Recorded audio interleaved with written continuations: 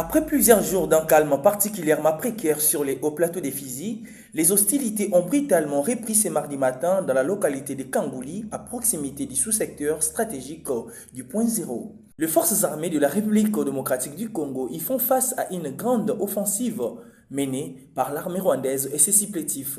Sur le terrain, la coalition adverse déploie des moyens tactiques importants, notamment un appui aérien soutenu par des drones de combat visant directement les positions défensives de l'armée loyale. Cette escalade militaire intervient alors même que la partie rwandaise venait de réitérer le 15 juillet dernier en Suisse son engagement à retirer ses troupes du territoire congolais. Sur le front, la réalité du terrain vient une fois de plus contredire les promesses diplomatiques illustrant le refus d'honorer les accords conclus. La situation reste très évolutive et le bilan des combats demeure attendu. Le professeur André Mbatamangou, secrétaire permanent et porte-parole de l'Union sacrée de la Nation, a annoncé les reports à une date ultérieure de la manifestation initialement prévue le mercredi 22 juillet 2026 à Kinshasa, dans les chefs-lieux des 25 provinces de la République démocratique du Congo, ainsi que dans la diaspora. Comme vous le savez, l'Union sacrée de la Nation avait sollicité la tenue d'une manifestation le 22 juillet 2026 pour un objectif simple: soutenir les institutions de la République, soutenir nos forces armées qui se battent sur le terrain, soutenir les Ouazalendo qui se battent pour l'intégrité du territoire national et, comme je l'ai dit, les institutions de la République. Il faut penser au président de la République qui est le chef de nos forces armées, qui est également le père de la nation. Je voudrais cependant vous informer qu'après consultation au sein de l'Union sacrée de la Nation, il a été décidé que cette manifestation pour soutenir les institutions, soutenir la République, cette manifestation est reportée à une date ultérieure qui vous sera communiquée. Cette mesure ne concerne toutefois pas les sit-ins prévus place Lumumba à Bruxelles en Belgique qui restent maintenus. Prévu pour exiger la démission du président Félix Tshisekedi, la marche pacifique de la C64 n'aura finalement pas lieu le mercredi 22 juillet. Dans un communiqué signé à Kinshasa par Martin Fayulu, Jean-Marc Kabound, Moïse Katumbi, Augustin Matata Pugno et Delucy Sanga, la C64 annonce le report de cette manifestation. Une décision motivée par l'appel de la CENCO et de l'ECC à privilégier le dialogue, ainsi que par l'annonce de la présidence de la République de l'organisation prochaine d'un dialogue national inclusif. La C64 a noté qu'à l'issue de l'audience accordée aux responsables de la CENCO et de l'ECC, la présidence de la République a annoncé que le président Félix Antoine Tshisekedi entendait organiser un dialogue inclusif, apaisé, résolument républicain, dans le respect des institutions et de la Constitution. La coalition C64 prend acte de cette déclaration et demande que le dialogue national inclusif soit officiellement convoqué dans les délais les plus brefs pour permettre à la nation d'aborder dans un esprit de responsabilité et de vérité les causes profondes de la crise que traverse notre pays. Répondant à l'appel lancé par la CENCO et l'ECC, respectivement représentés par son éminence Fridolin Cardinal Ambongo et le révérend président André Bokundo, invitant ce samedi 18 juillet 2026 la C64 a donné une véritable chance au dialogue.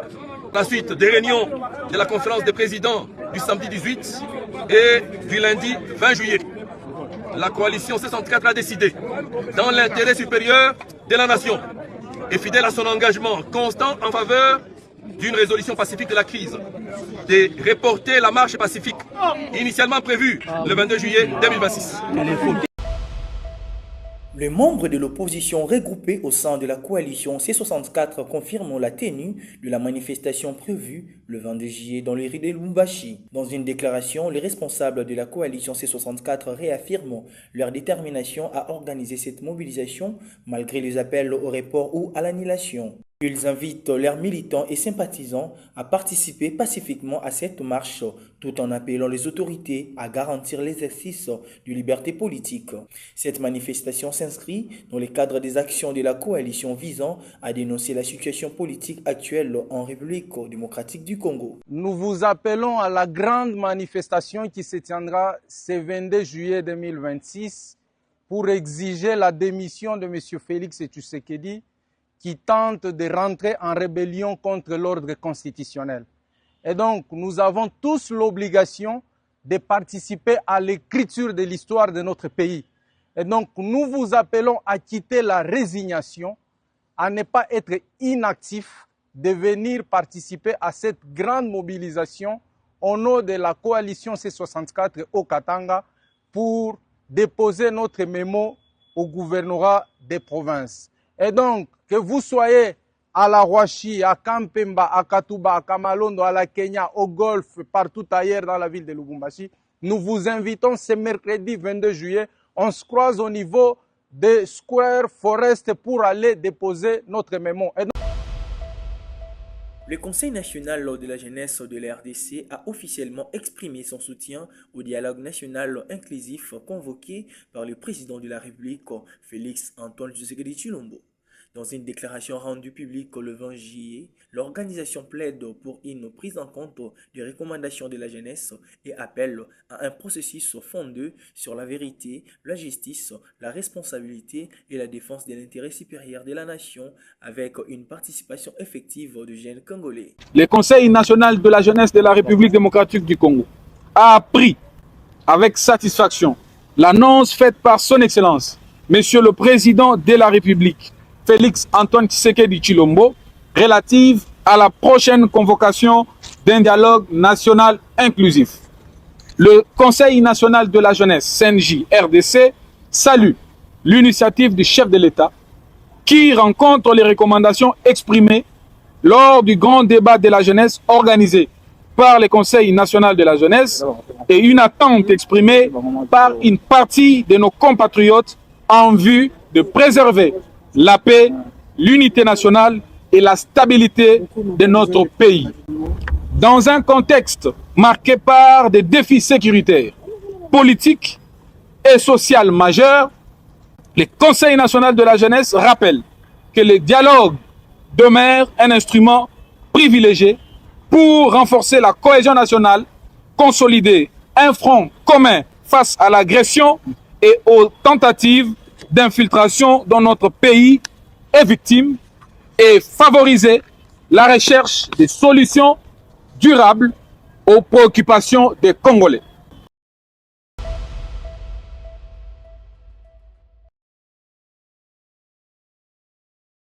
Dans son mémoire unique déposé au greffe de la Haute Cour militaire, les conseils du conseiller militaire du chef de l'État relèvent l'arrestation arbitraire de son client Christian Chiwewe en violation flagrante de la loi conformément aux dispositions des articles 205 du Code pénal militaire. Selon Maître Parfait Kanyanga, son client, le général d'armée Christian Chiwewe, a été privé de sa liberté et conduit immédiatement en dolo sans être attendu sur procès-verbal ni signifié de son arrestation pendant plus de 3 mois. Il exige sa libération provisoire afin de protéger les secrets de la défense.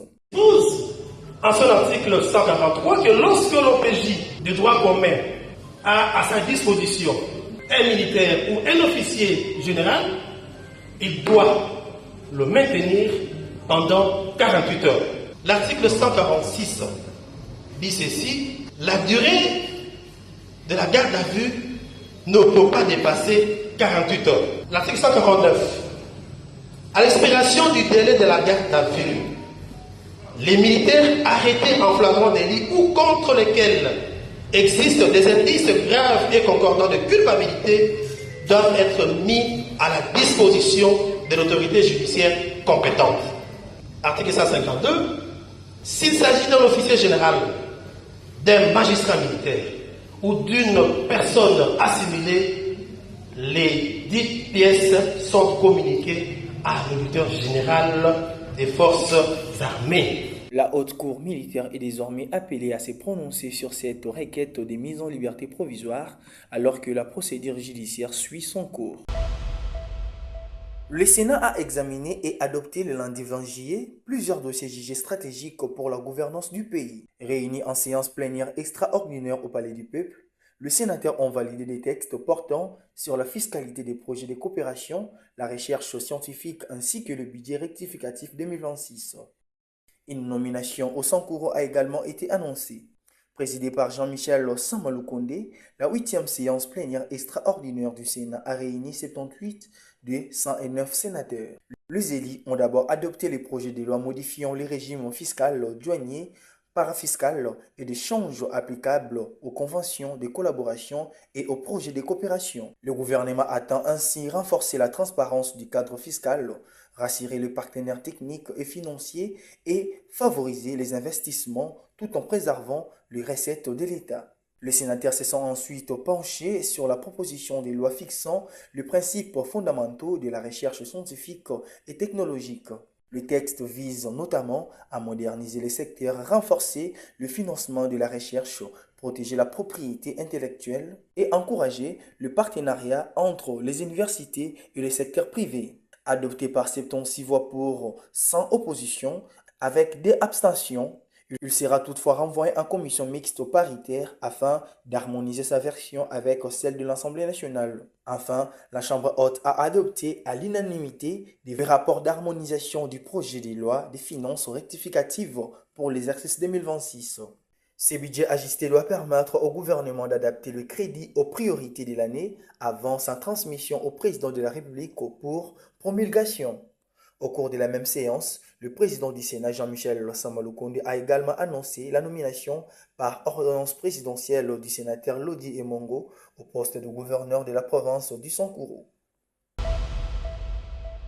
Face à la recrudescence des violences xénophobes en Afrique du Sud, le gouvernement congolais annonce l'arrivée à Kinshasa des 121 ressortissants congolais ayant choisi un rapatriement volontaire. Ces premiers vols organisés depuis le début de la crise marquent le lancement d'une opération destinée à assister les Congolais affectés par les attaques survenues au début du mois de mai. Aujourd'hui, nous accueillons nos compatriotes de retour de l'Afrique du Sud avec solidarité et responsabilité sous les instructions du chef de l'État, coordonnées par le gouvernement, par bien sûr Madame la Première ministre. Nous avons préparé, on va dire travailler pour le rapatriement volontaire afin d'évacuer nos compatriotes au plus vite et qui rentrent au pays. Les autorités congolaises indiquent que cette opération de rapatriement pourrait se poursuivre dans les prochains jours en fonction des besoins et de l'évolution de la situation sécuritaire des ressortissants congolais encore présents en Afrique du Sud. À la suite de la diffusion de cette nouvelle vidéo sur les réseaux sociaux montrant des présumés actes de maltraitance commis par des agents de la société de gardiennage Watchmen non Ultra Security à Kasumbalesa, le cadre de concertation de la société civile, gouvernance sécuritaire et la paix, a exprimé sa vive indignation. Dans un communiqué signé par Bertrand Chose, la société civile condamne ces actes qu'elle qualifie d'humains et contraires à la Constitution ainsi qu'aux instruments internationaux relatifs aux droits de l'homme. Elle demande aux autorités provinciales, notamment le ministère de l'Intérieur, les retraits de l'agrément de WAS Security, l'ouverture de poursuites judiciaires contre les responsables présumés et l'indemnisation des victimes. La société civile appelle également les organisations citoyennes à rester vigilantes et à accompagner les victimes tout en rappelant qu'aucune entreprise n'est au-dessus de la loi.